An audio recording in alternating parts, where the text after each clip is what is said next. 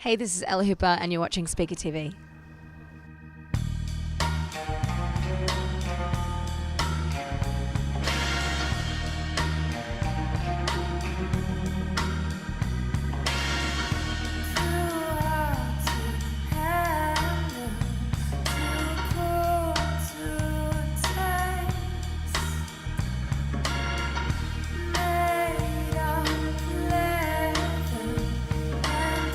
Tongues, my debut solo album, should be coming out a bit later on this year. I can't wait. It's the first time I've ever gone solo. I've always in the past preferred to build bands around my songwriting and my co-songwriting with my brother Jess, and I just hit a certain age, I think it was about 27, 28, where I just went, I've got to try it. I've got to try doing things just under my name and just under my kind of direction.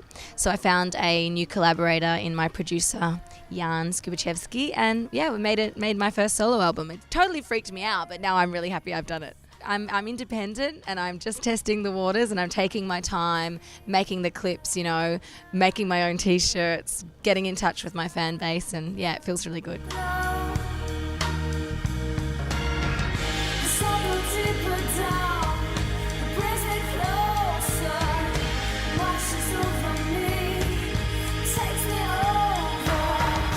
Different in that I dug a bit deeper and more personally. I used to kind of really enjoy writing songs as the voice of a particular group of people, or and I wasn't doing that consciously either. I just found my writing was quite accessible, and it could be a lot of people related themselves to it.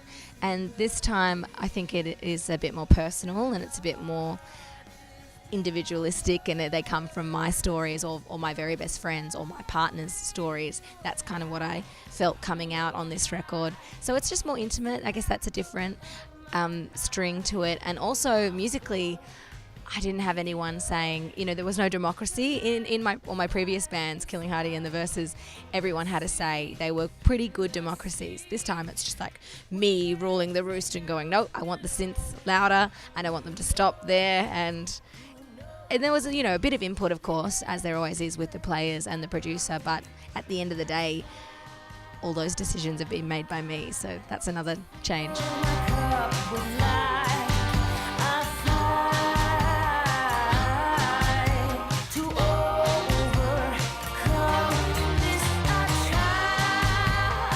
So much, as you do when I was making music and releasing it. I had the great fortune to be able to release music on such a big scale, but at such a young age. So it represents such a different me. So that's my only, I just looked up there and I saw Fleetwood Mac Rumours literally out of the corner of my eye. And I've got to say that's one of the most memorable experiences I've had, is walking on stage before Stevie Nicks. Like meeting Stevie Nicks and touring with Fleetwood Mac was pretty darn memorable. I'll remember it forever. She was amazing, watching them every night side of stage and kind of getting to tour with such legends. That's like always going to be there with me. I've done 2 what I consider really awesome film clips. I'm really proud of them. I pretty much co-produced them with my collaborator Wilk, who's a great photographer. The first one's black and white for Low High, and it's kind of got a cookie little forest dancing scenario and a bit of sleight of hand at the end, where 3 of my best strong male friends pick me up and kind of throw me around a bit. So that was pretty exciting. I did enjoy that. I don't think they enjoyed that, but I was like, let's do it. We had to do it 100 times, of course, until the director was happy. And man, they really... that's it. He probably did. It's always the way. But yeah, they definitely earned their, liter of free iced coffee that night.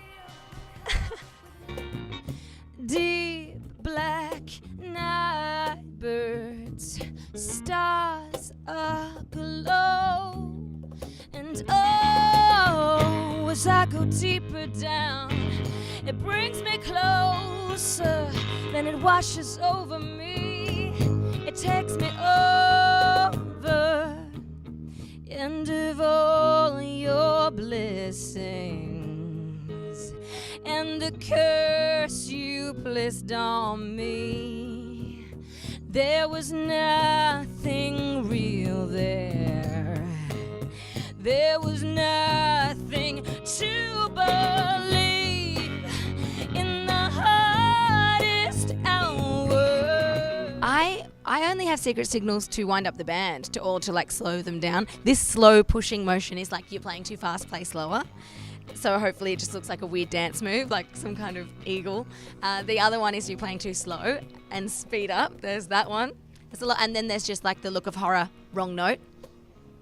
That was the wrong note, which is just like death stare.